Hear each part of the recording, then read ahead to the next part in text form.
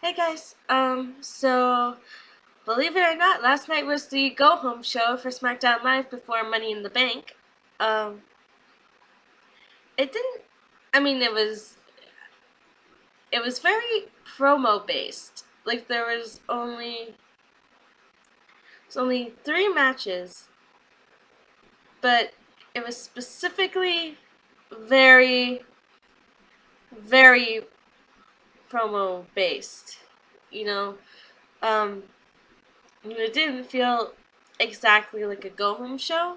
Like I liked it a little bit more than Raw on Monday, even though I did still like Raw, but it's just I didn't love it, but it was okay. But neither shows really had a go home show feel to them. Like that's all I can really say about that. But yeah, let's jump in, and as usual, I got my notes, and also it feels very good to finally. Wow, you can't even see here. Come on. There you go. There are my notes. Like that. Um, so, yeah, let's get on with the show. Um, so it started with Roman. He came out and he said that he didn't want to wait until Money in the Bank to get Elias. He wanted to get Elias and Shane and everyone like that night. Like last night, he wanted them. And so he said he had someone who would help him do that, and he invited The Miz, who came out and was very happy. He said he was happy to be back in London and be back on Blue, like on SmackDown Live. And Shane was saying, again, that because of everything and because of what Shane was doing to his dad, which was unforgettable and unforgivable, that he wanted to beat Shane in the steel cage match. And then Shane came out and we learned a little bit about the wild card rule. He said that he's the one who is able to have say in who does the wild card. And he says that he says that Miz wasn't supposed to be there, that he wasn't an exception to the wild card rule, that just because Roman invited him, he wasn't supposed to be there. And he said that Miz was banned from the ring and the building. And then he says that Roman should talk to Elias, and Elias was talking to Roman, saying that like, I will show you at Money in the Bank why I was chosen as being the biggest acquisition here, the newest acquisition, why I was the biggest one or whatever. And he said that like, I will prove to everyone why WWE really does stand for Walk with Elias. It's just okay. Um, Shane said that if they weren't going to leave, that they would have to make them, meaning that if Roman and Miz didn't leave the ring, that he and Elias would have to make them, and he said that he had some help with that, and so he pointed to the entrance, and Daniel, Bryan, and Rowan came out, and all four of them surrounded the ring. Shane gave the signal, and they started fighting. And then the Usos, while they were on the outside, the Usos ran down the ramp, through the ring, dived onto everyone, but then Rowan took them both out with like just kind of ran into both of them. He threw them into the ring, but then Roman came in and helped the Usos. Shane came in and Miz came in and took out Shane, I think. And then it was the Usos, Miz, and Roman standing tall in the ring after that. And then after a commercial, after they after the announcers went over like what was to come tonight, backstage, Daniel and Rowan were so mad, saying like they can't just do that and all that stuff. And Shane says that there's going to be a 3-on-4 handicap match, and that if Shane, why do I keep saying Shane? And if Miz gets involved in any way helping to either help the Usos and Roman or just try to go after Shane. Or, I mean, since he's banned from the belly and stuff, if he goes in during the match, their steel cage match at Money in the Bank is off. Okay. First of all, I don't have much to say about the first segment. It just, I mean, honestly, my favorite part of that whole segment was the Usos coming out. That was kind of the highlight for me on that front, honestly. But the second segment was so short that I don't care. I really don't care very much. Yeah, I just don't care too much about that. So, yeah. Um, and then it was the first match, which was Randy Orton versus Andrade versus Ali versus Finn Balor. Fatal 4-way match. So Randy was the first in the ring, and he just, decided to talk about how he was going to win a Money in the Bank. Andrade came out, so Lena started talking, and then Andrade said, "Amigo, in Cinco Dias, I will become Mr. Money in the Bank." So basically, he just said, "Friend, in 5 days, I'll become Mr. Money in the Bank." Okay. I mean, his English wasn't horrible. It was definitely, it is getting better slowly. It's slowly getting better. And, like I can understand it. My dad was kind of making fun of it a little beside me. But other than that, it was okay. It was just, you don't always have to talk. But, okay. Ali came out, didn't say anything. Finn came out, didn't say anything. And then the Fatal 4-Way match hit, and I was rooting so hard for Finn. And they were doing a bunch of stuff. Like, there was a lot of... I can't really keep track of half of it. I can't keep track when it comes to, like, Fatal 3... Like, when it comes to triple threats or Fatal 4 or 5 or something. I can't keep track of that stuff because there's so much going on all the time. But Andrade got his finisher on Finn and won. Okay. But I did like the ending here. Andrade, he starts walking up the ladder to get to the briefcase. And Ricochet came out, he ran down the ring, jumped on top of the ropes, and then hopped from the ropes to the ladder.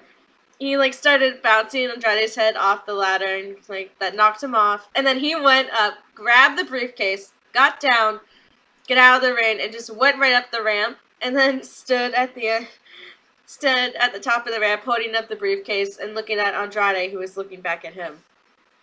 That was my favorite thing so far. So far, the show. So far, that was a highlight for me. Yeah, so I really enjoyed that. The match was alright. Like, it was a good paced match. There's just so much going on that I could barely keep track. But yeah, I did like the ending a lot. And then there's a backstage, selfie type segment where Carmella is saying that she won the first 2 ladder matches. Yeah, the first one, technically, didn't, James Ellsworth win that one? It's you can't forget that, because it's it happened. But, okay. And she says that she's gonna win the 3rd one because Mela is money. I do like her blonde hair, though. She's back to blonde. I really did like her, brown, brunette hair, but, I mean, if it's blonde, okay. I don't know why I just said that. That's weird. And then, backstage, Kofi and Xavier are talking. Xavier's, wants to have Kofi's back, but Kofi's you are hurt. You are still not 100% yet. I got this. Can you please just stay back here? I have it. I'm fine. And Xavier Woods trusting him. It's oh, okay. And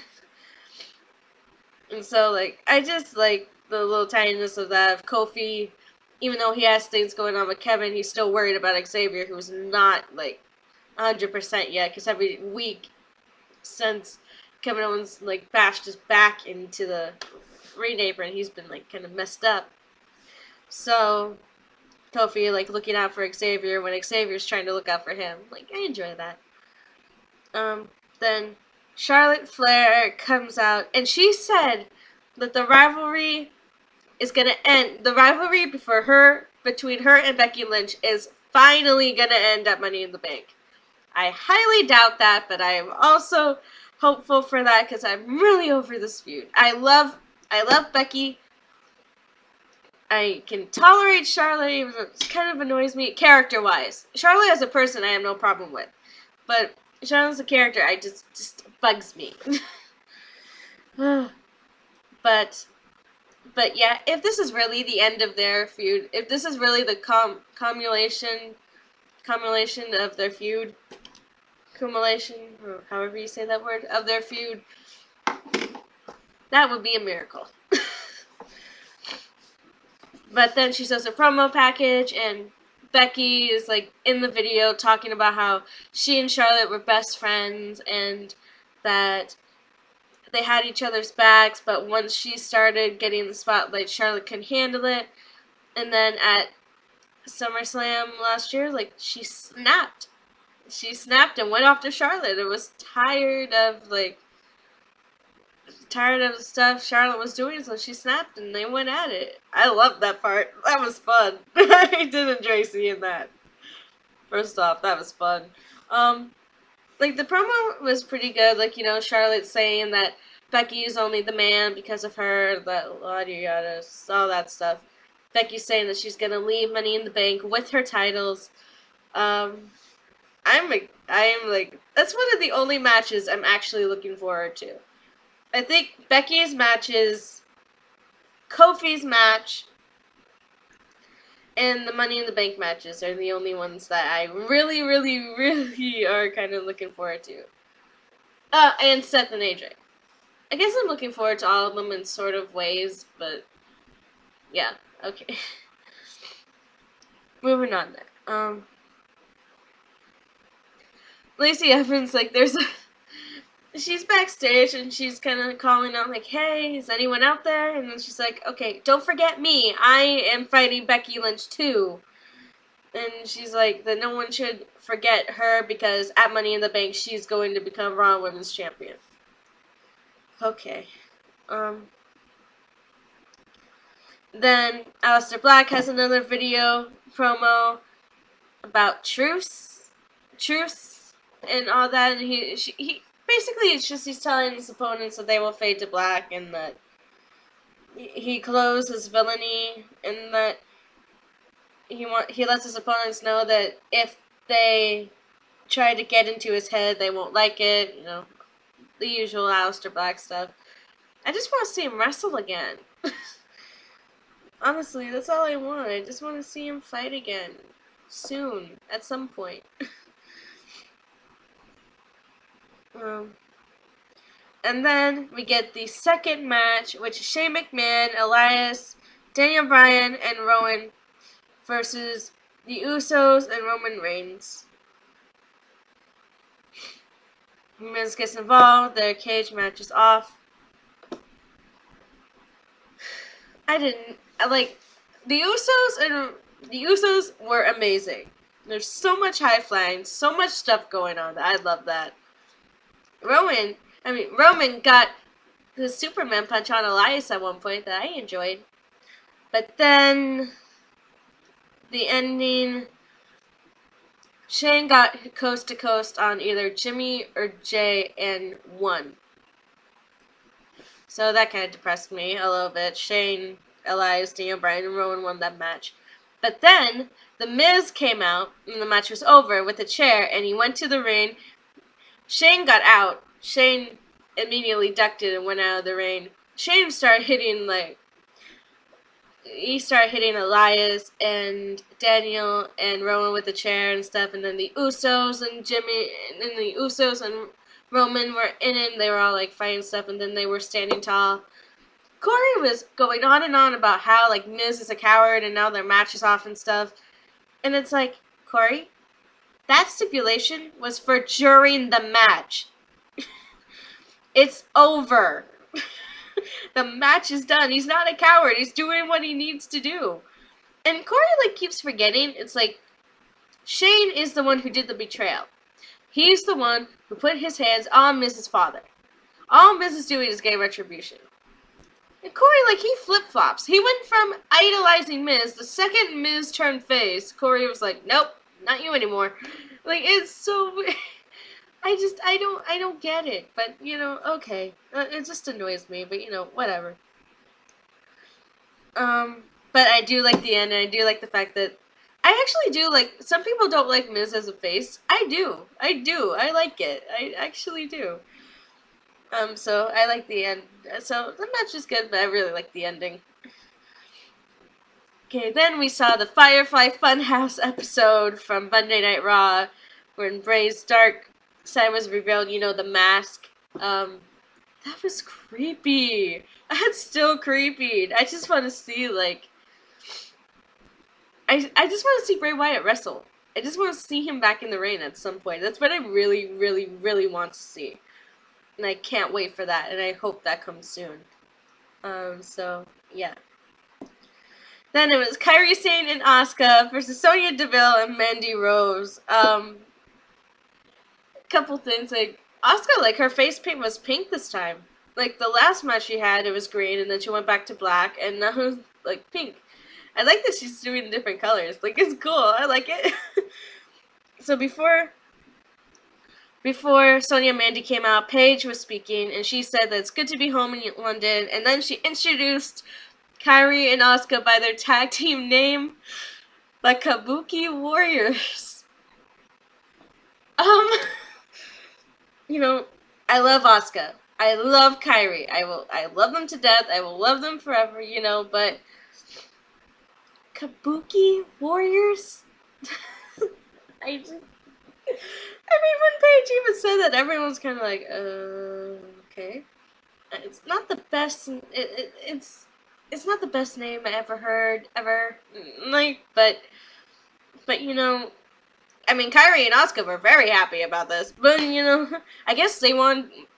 Paige said in a backstage interview that, like, it was their idea and they wanted to be called the Kabuki Girls, but she thought that Warriors sounded stronger. Like, okay. You know, and then she said that they are planning to be tag team champions and that they're going to take over the tag team women's division, and I'm like, I'm excited for that, though. That's fun to watch. I want to see that. But then Mandy Rose and Sonya came out, and they're talking about how they are the ones who are going to be the tag team champions after Mandy wins at Money in the Bank. And that stuff. Kairi and Asuka don't seem intimidated in the least, so it's not really working that much. The Iconics are on commentary, so they're just, like, kind of bickering, like, no, we're keeping our titles. You know, that stuff. So they have their match, and I will address them together as Kabuki Warriors, because I'll be respectful. They're the Kabuki Warriors, so I will say that.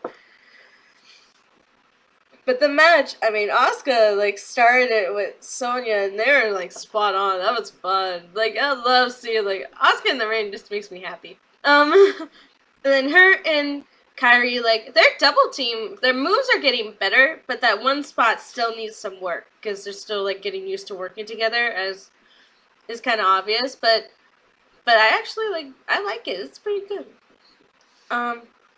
So luckily, at the end of the match, Sonya broke. Sonya was gonna do some. Had powerbombed Asuka and was gonna do something, but Mandy said, "Tag me in, I got this." So Sonya tags her in. Mandy goes to do something to Asuka, and Asuka like rolls her over and holds her down. And then the ref does 1, 2, 3. So the Kabuki Warriors, Asuka and Kairi Sane win the match. Mandy is so mad about this, but Sonya just keeps saying, "It's fine, it's fine, it's okay, it's fine." I kind of hope that they're gonna fight the Iconics of Money in the Bank for the tag team titles. I kind of hope. I just kind of hope so.